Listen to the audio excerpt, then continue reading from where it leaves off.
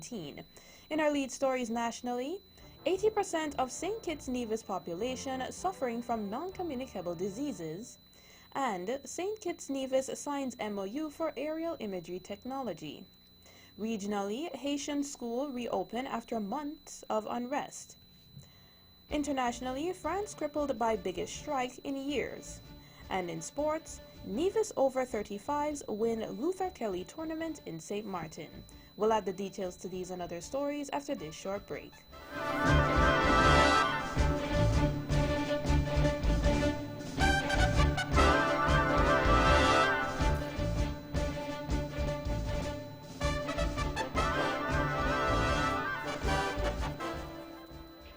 Another look. Different from how you've seen it before. Another look. Takes an in-depth look into business, politics, science, technology, religion, and more. Another look. Featuring documentaries from the BBC, regional features, and local ones too. Another look. Every Monday at 3 p.m. on the Eastern Caribbean's powerhouse, Vaughan.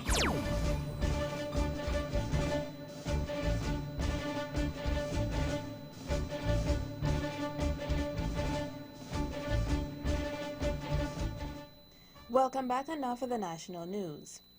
Junior Minister in the Ministry of Health here on Nevis, the Honorable Hazel Brandy Williams, in her budget presentation on Wednesday, 4th December, indicated that her ministry continues to fight against non-communicable diseases, or NCDs, here on the island.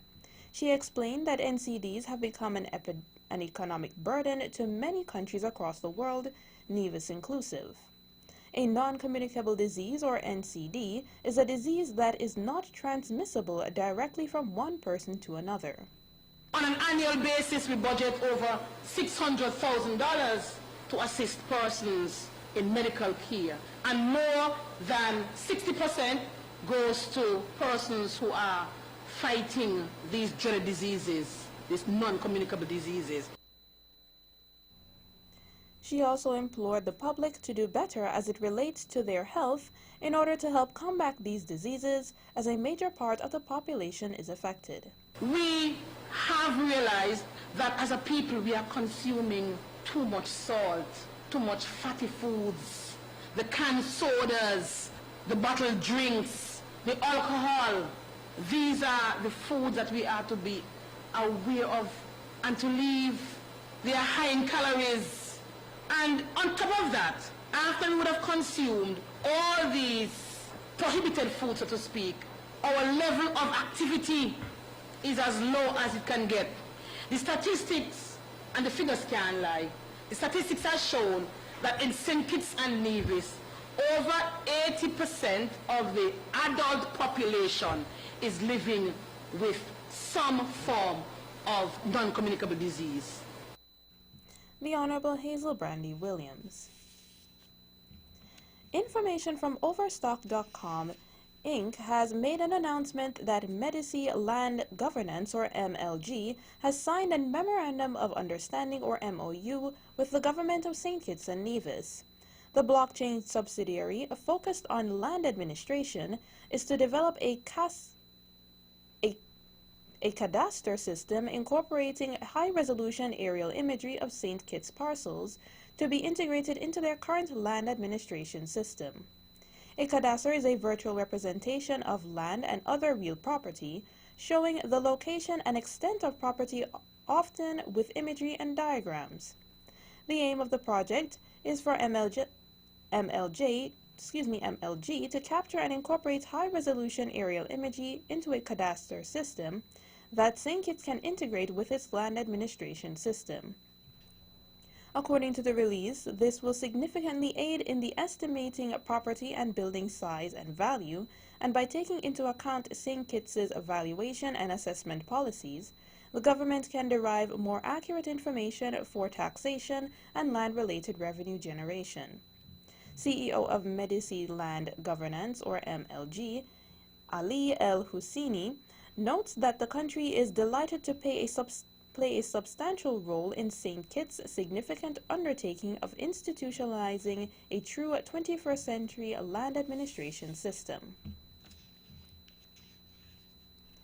A Taylor's Village, St. Kitts resident has been found guilty of murder.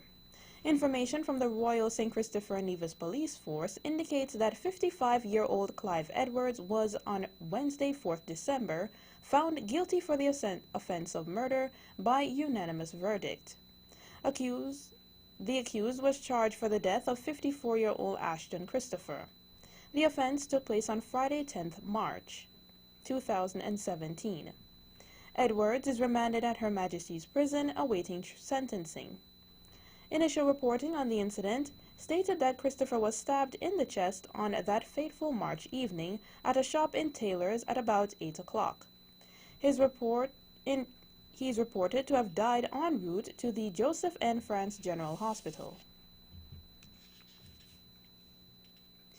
As a part of its mandate to ensure the infrastructure here on the island of Nevis remains an acceptable standard, the Concerned Citizens Movement, or CCM-led Nevis Island Administration, will, for the upcoming fiscal year, commence restoration work on a number of public infrastructures on the island. Speaking during the presentation of the 2020 budget, Premier of Nevis and Minister of Finance in the NIA, the Honorable Mark Brantley, outlined a number of these structures where work will be done. My government intends to undertake preliminary works for the rehabilitation of the public library building in Gingerland. To draft a design for the construction of a new office building for the Ministry and Department of Agriculture, along with the Department of Marine Resources, expand the agro-processing facility, renovate the Charleston Health Center and other health facilities. A number of these buildings have fallen into a state of disrepair and are in need of major renovation works. The Premier also outlined the steps that will be taken in getting the Technical Educational Vocation and Training, or TVET, program on stream. The long-awaited TVET program, Technical Vocational Education Training, TVET, will commence in full during the first quarter of 2020, with expansion work at the Charleston Multipurpose Center and the technical wing at the Gingerland Secondary School. In order to facilitate this program, while still pursuing the school's curriculum, it will be necessary to construct a number of temporary classrooms to relocate the students of both technical wings during the construction phase of the project. We have made adequate provisions in this budget under the relevant ministries to meet these costs. The Honorable Mark Brantley. Meanwhile, road rehabilitation projects for the 2019 calendar year has progressed smoothly, according to Premier of Nevis, the Honorable Mark Brantley. The administration embarked on a number of road rehabilitation projects as part of its mandate towards providing better infrastructure for the island of Nevis. In presenting the 2020 budget, Premier Brantley provided this update on road works. Rehabilitation work on the upgrading of the island main road from Cotton Ground Junction to Cliff Dwellers has been completed at a cost of some $6.8 million. The rehabilitation of the main carriageway into Brownhill will also be completed by the end of this fiscal year. Additionally, Craddock Road Phase 1, Bath Village Road Phase 1, and other minor road networks as provided for in our last budget presentation are now also completed as we close out our road rehabilitation program for this fiscal year. The Honorable Mark Brantley. To love you more, married and single couples. That is the theme under which the Alpha and Omega Christian Center will be holding its third annual marriage seminar on Friday, 6th December at the Cotton Ground Community Center beginning at 7 p.m. The session will be held by Pastor couple Thompson and Tibron Joseph. Topics that will be discussed at the event are to know you more, to love you more, intimacy, anorexia, and bone of my bones, flesh of my flesh. In outlining details about the activity, Pastor Thompson explained that despite the theme of the activity, youths are also on the agenda to be discussed.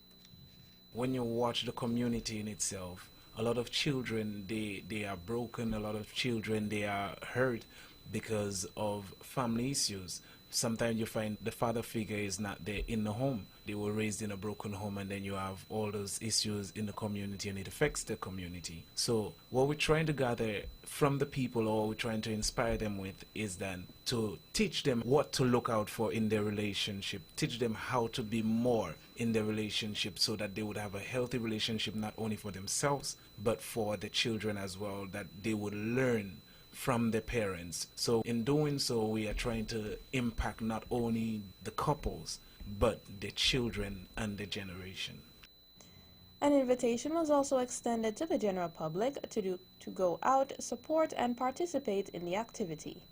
It will definitely be an eye-opener and an educational experience for those that are single, both interested in marriage and not interested, because we have heard this time and time again. We are promoting marriage because it is a blessed union, and that's what God wanted from the beginning of time, because it promotes so much safety and protection emotionally, spiritually, physically. There's so many benefits to marriage, and so we are definitely making a plea to those that are single and not interested and interested in marriage, those that are engaged and those that are married, even the divorce, because you never know what God can do. Pastor Tebron Joseph. That is the national news segment. You can visit our website at www.vaughanradio.com or check us out on Facebook at Vaughan Radio or our Vaughan Radio YouTube channel for these and other stories. News from across the region is next.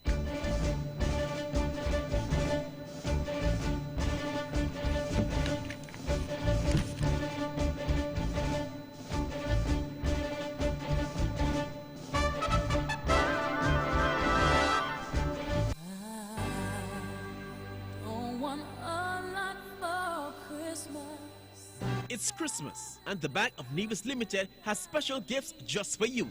Thinking about traveling to reconnect with family and friends, maybe purchasing gifts for your loved ones, or showing that special person in your life you care? Well, let's do it! Get an easy access loan up to $20,000 unsecured this season. Of course, that's not all.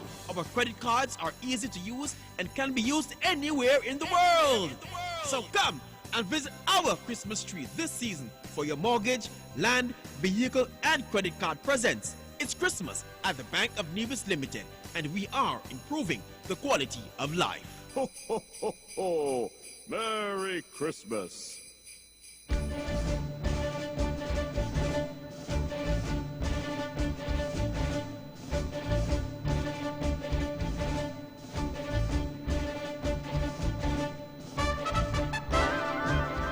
Welcome back, and now for the regional news. In Cayman Islands, with the December 19th referendum now delayed, the Elections Office will once again have to seek funding from government to execute the new vote on the cruise berthing and cargo port project. Election Supervisor Wesley Howe, responding to queries from the Cayman Compass, following the Grand Court's decision Tuesday to delay the December vote, explained all government budgetary appropriations are expiring at the end of this calendar year. The amount spent by Elections Office so far is unclear, as Howell said he has asked his finance team to provide the expenditures, and they are still putting it together. Earlier this year, he had indicated that the referendum could cost roughly $900,000.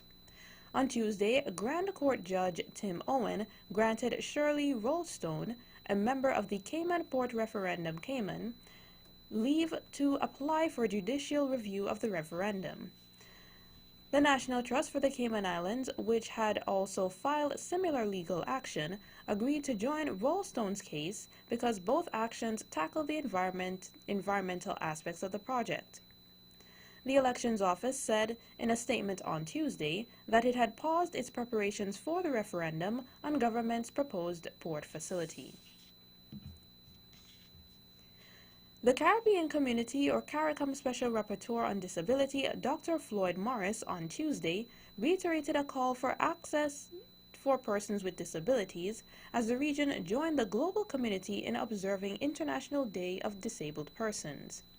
Morris, who is also the director of the University of the West Indies Center for Disabilities, said, "If a person with disabilities are to be brought in the mainstream of Caribbean societies, the various stakeholders must create greater access to all aspects of Caribbean life for these vulnerable individuals."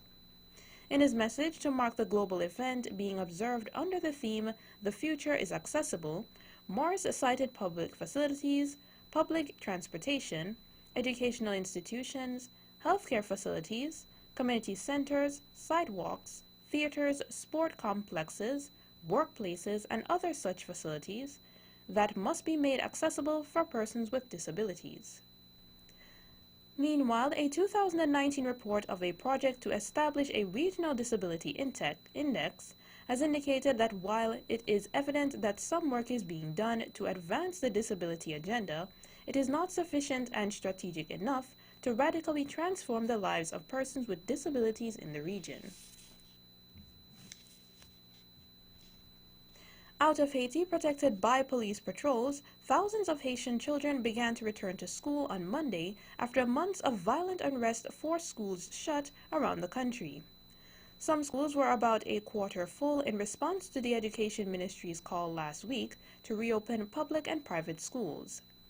Others had only a handful of students or didn't open at all. Virtually all government offices, private businesses, and Haitian schools closed during more than 2 months of protests aimed at pressuring President Jovenel Moïse to leave office.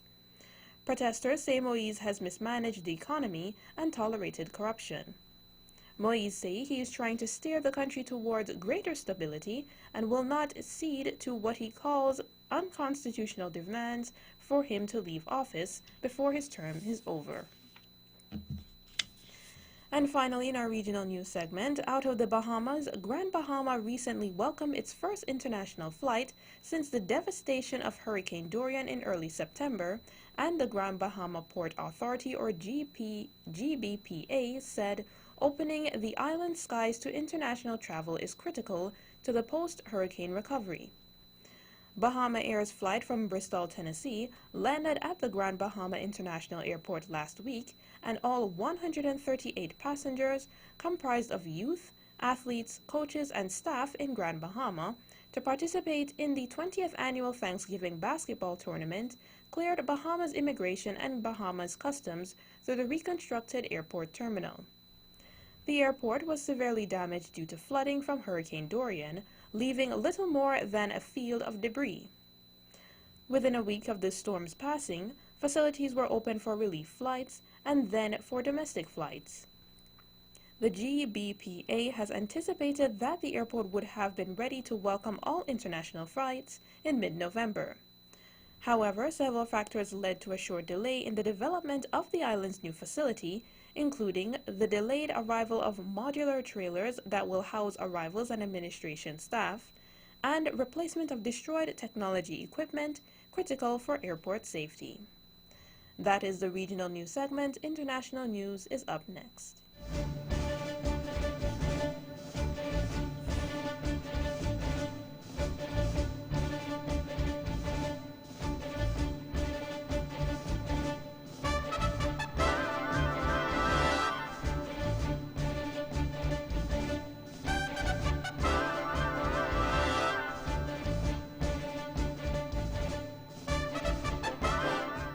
Welcome back, and now for the international news. A nationwide strike has severely disrupted schools and public transport across France. Workers are angry at being forced to retire later or face reduced pensions.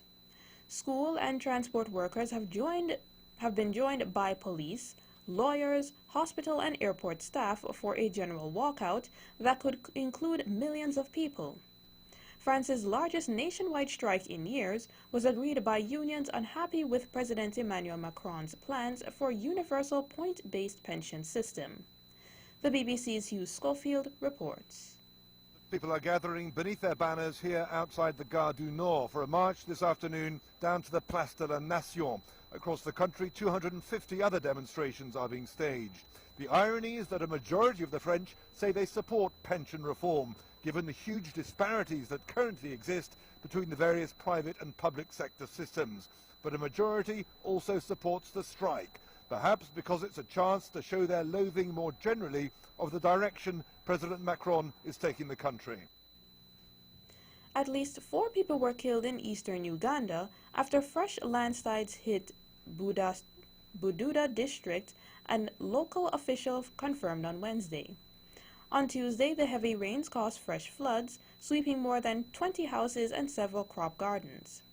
Wilston Watilda, Bududa Local Council chairman, said that 4 bodies have been recovered in the Busika sub-country. More in this BBC report. Rescue efforts are being hampered by damaged roads and bridges and the region's hilly terrain. An estimated 30,000 people may be displaced across the country and 40 are still thought to be missing. In another part of the region, 3 major roads have been blocked by flooding. The flood waters have also destroyed farms and washed away animals. Across East Africa, the torrential rains have claimed more than 200 lives. A court in Bangladesh has ruled that the law on kidney donation should be amended to increase the supply of organs. The BBC's Jill McGivern reports. Under the current law, only close family members can donate kidneys, but that leaves several thousand patients a year who need a transplant unable to have one.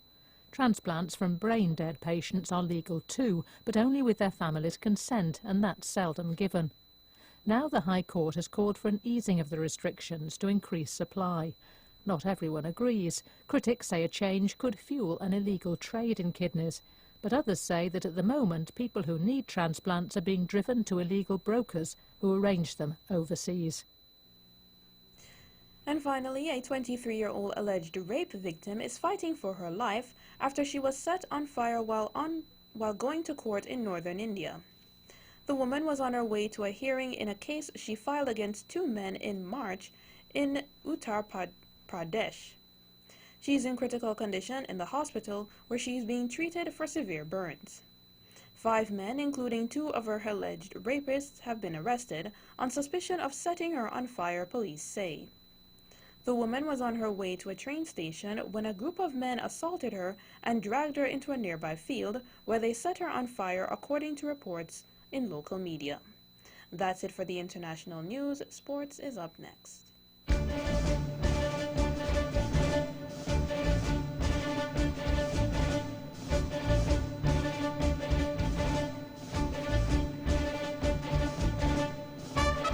Hello! Pick your discount and rotating discount sale. Mama, baby, John, you get Christmas coming. You heard right. Christmas is coming. And to make sure you are ready this weekend, shop Friday, 6 December. Get a different discount every hour with up to 35% off in-store at the TDC Automotive Divisions, Home and Building Depots, TDC Business Center, and CDS Nevis Limited. And if you're at the cashier, when the buzzer goes off, you get an additional 5% off your purchase. For real? Then, hold on Saturday, December 7th, pick your discount at all retail stores and shop your way to more savings with up to 30% discount. Get everything that you need for the holidays at the TDC retail stores this weekend, because TDC is Christmas. Terms and conditions apply. See stores for details. Mama, baby, John, you get Christmas coming.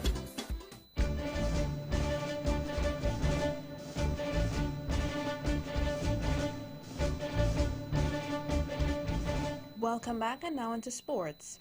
In local sports, the Nevis over 35s cricket team returned from St. Martin on Tuesday night after beating all of their opponents at the annual Luther Kelly over 35s tournament. With St. Croix absent, only 4 teams participated in this year's tournament: St. Kitts, Nevis, Anguilla, and host St. Martin.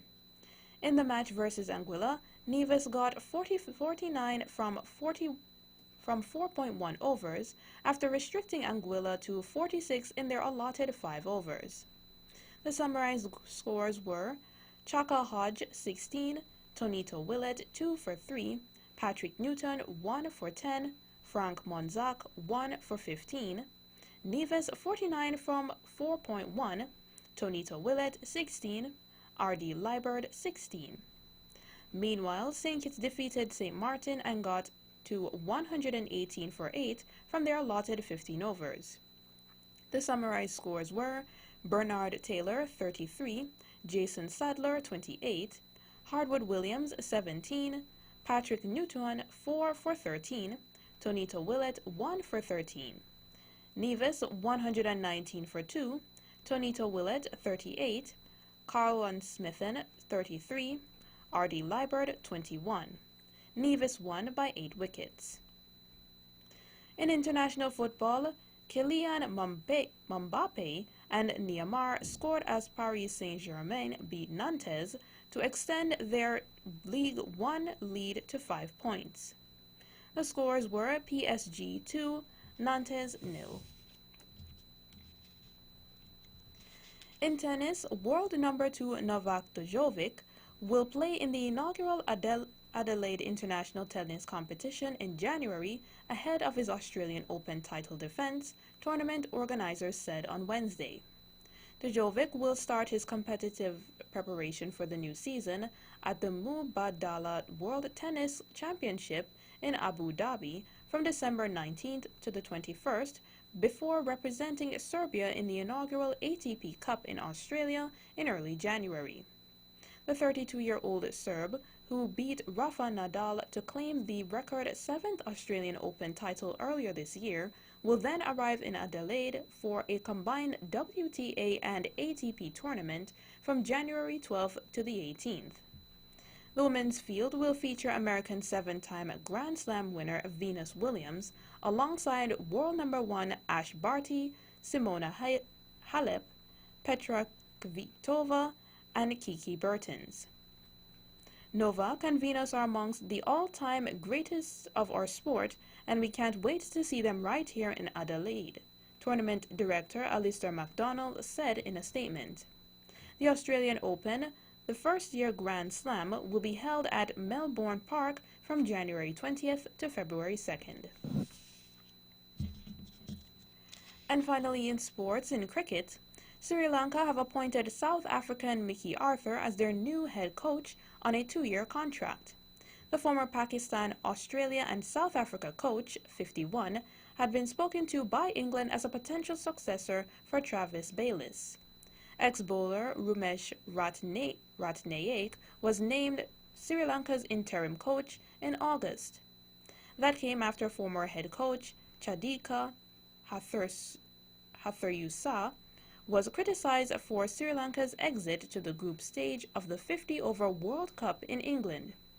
Arthur had been in charge of Pakistan for 3 years and led them to the 2017 Champions Trophy title.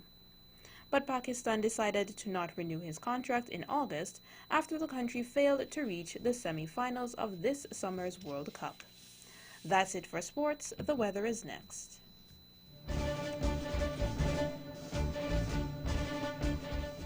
The weather tonight, fair to partly cloudy with a 20% or slight chance of a light passing shower. The weather tomorrow, partly sunny with a 20% or slight chance of a light passing shower. Winds east-southeast at 8 to 16 knots or 15 to 30 kilometers per hour, becoming east-northeast by tomorrow afternoon. Seas 1.2 to 1.8 meters or 4 to 6 feet.